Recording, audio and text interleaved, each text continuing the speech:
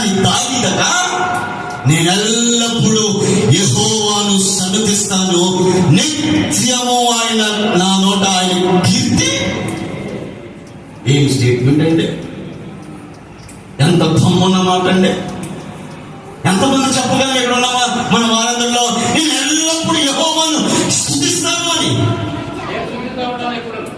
అదిగో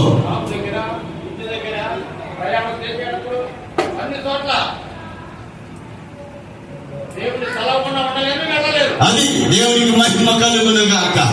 అనుక్షణము యెహోవా నామమును మన నోరు ఉచ్చరిస్తూ ఉండాలి.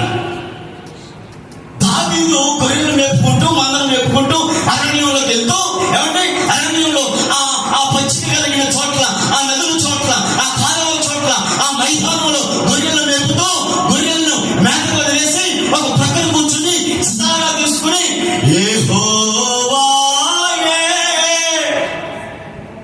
నా కాపరిగా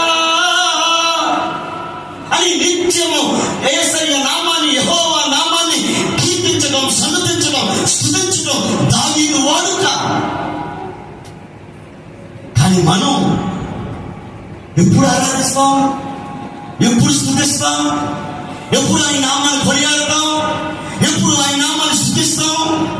అంటే సంతోషం వచ్చినప్పుడేమో, ఆనందం వచ్చినప్పుడేమో, మన ఇంట్లో మన జీవితంలో ఏదైనా మేలు జరిగితేనేమో, మనకు ఏదైనా శుభం జరిగితేనేమో, ఏదైనా అద్భుతం జరిగితేనేమో, ఏదైనా కార్యం పొందుకుంటేనేమో ప్రభువుని ఆరాధిస్తాం. కానీ దావీదు అట్లా కాదట.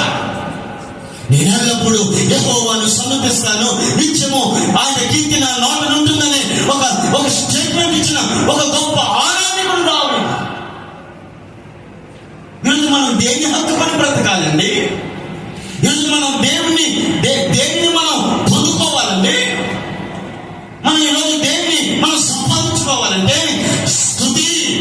అనండి గట్టిగా అందరూ, ఏంటి కొంచెం హుషారుగా